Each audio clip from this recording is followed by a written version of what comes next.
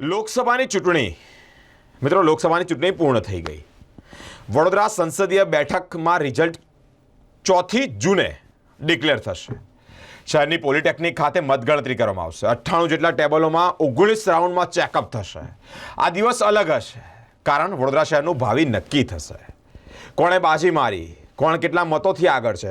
4 જૂને સવારથી લઈને સાંજ સુધી માહોલ એકદમ ઉત્સાહવાળો રહેશે કારણ શહેરનું ભાવિ નક્કી થવા જઈ રહ્યું છે.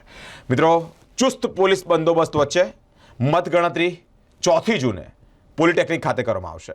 પોલિટેકનિક ખાતે મતગણનાના દિવસે 750 પોલીસ જવાનોનું ત્રિસ્તરીય સુરક્ષા કવચ ગોઠવાશે. મુખ્ય ચૂંટણી અધિકારી શ્રીમતી પી ભારતીએ વડોદરાના મતગણતરી કેન્દ્રમાં તૈયારીઓનું નિરીક્ષણ પણ કર્યું છે. રાજ્યના મુખ્ય ચૂંટણી અધિકારી શ્રીમતી પી ભારતીએ ગુરુવારે સવારે અહીંયાથી પોલિટેકનિક કોલેજ સ્થિત મતગણના કેન્દ્રની મુલાકાત કરી છે. પૂર્વ તૈયારીઓનું નિરીક્ષણ પણ કર્યું છે. જરૂરી સૂચનો પણ આપ્યા છે. સુરક્ષા વ્યવસ્થાની પણ સમીક્ષા કરી છે. 4 જૂનના રોજ મતગણતરી પૂર્વે જિલ્લા કેન્દ્રોની મુલાકાતમાં શ્રેણીમાં તેમણે વડોદરાની પણ મુલાકાત કરી છે. શ્રીમતી પી ભારતી સિંહા પોલિટેકનિક ખાતે પહોંચ્યા. મતગણતરી માટે વિધાનસભાની બેઠક પ્રમાણે તૈયાર કરવામાં આવતી જે ખંડો છે તેની પણ મુલાકાત લીધી છે. મતગણતરીના એજન્ટ, ગણતરીદારો, ઈવીએમની મુવમેન્ટની વ્યવસ્થા તમામ વસ્તુઓ નિહાળી છે. ખાસ કરીને વાઘોડા વિધાનસભા બેઠક પેટા ચૂંટણી અને લોકસભા બેઠક માટેના કાઉન્ટિંગ હોલનું બારીકાઈથી નિરીક્ષણ પણ કર્યું છે અને જરૂરી સૂચનો પણ કર્યા છે. કલેક્ટર અને વડોદરા બેઠકના પ્રતિષેધક અધિકારી શ્રી બિજલ શાહે કાઉન્ટિંગ સેન્ટર બાબતે પૂરક વિગતો મુખ્ય ચૂંટણી અધિકારીને સમક્ષ પ્રસ્તુત પણ કરી છે. કલેક્ટરશ્રીએ જણાવ્યું છે કે કાઉન્ટિંગ હોલમાં 14 ટેબલ રાખવામાં આવશે. વાઘોડા વિધાનસભા બેઠક માટે 14 ટેબલ ગોઠવવામાં આવશે. 19 રાઉન્ડમાં મતગણતરીનું આયોજન કરવામાં આવ્યું છે. આ ઉપરાંત પોસ્ટલ બેલેટ માટે પણ અલગ એક હોલમાં 27 ટેબલની વ્યવસ્થા કરવામાં આવી છે. આ માટે 120 જેટલા કર્મીઓ ફરજ બજાવશે. મતગણતરી પ્રક્રિયામાં 620થી વધુ કર્મયોગ્યો જોડાશે. મતગણતરીના દિવસે પોલિટેકનિકના પ્રત્યેક માળ ઉપર અગ્નિશામક દળના જવાનો ઉપસ્થિત રહેશે. આરોગ્ય કર્મીઓ ઉપસ્થિત રહેશે જેથી આ પ્રકારની આકસ્મિક સ્થિતિને પહોંચી વળાય. આ ઉપરાંત દરેક કાઉન્ટિંગ હોલ ઉપર પીવાના પાણીની પૂરતી વ્યવસ્થા કરવામાં આવશે. સંચાર વ્યવસ્થા પણ કરવામાં આવશે.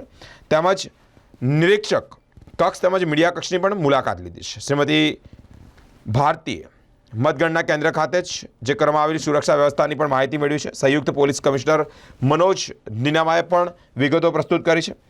મતગણના કેન્દ્ર ખાતે ત્રિસ્તરીય વ્યવસ્થા ગોઠવવામાં આવી છે. પ્રથમ સ્તર ગણતરી કેન્દ્ર પર, બીજું સ્તર કેન્દ્રના મુખ્ય ઇમારતની બહાર અને ત્રીજું સ્તર એક કેન્દ્ર મતગણનાની અંદર. મિત્રો, ટ્રાફિક સહિત 750 પોલીસ કર્મચારીઓ ચુસ્ત બંદોબસ્તમાં રહેશે. બાદમાં શ્રીમતી પી ભારતીએ નવી કલેક્ટરની પણ મુલાકાત લીધી છે. આ વેળાએ ડીસીપી સુશ્રી જુલી કોઠિયા તેમજ શ્રી જ્યોતિબેન પટેલ, નિવાસી અધિક કલેક્ટર શ્રી BS પ્રજાપતિ, નાયબ જિલ્લા ચૂંટણી અધિકારી શ્રી વિવેક ટાક સહિતના અધિકારીઓ ઉપસ્થિત રહ્યા હતા. આજ રોજ સવારે 9 કલાકે ગુજરાત રાજ્યના મુખ્ય ચૂંટણી અધિકારી સુશ્રી પી ભારતી મેડમ વડોદરા લોકસભાની જ્યાં મતગણતરી થવાની છે તે પોલિટેકનિક કેમ્પસ ખાતે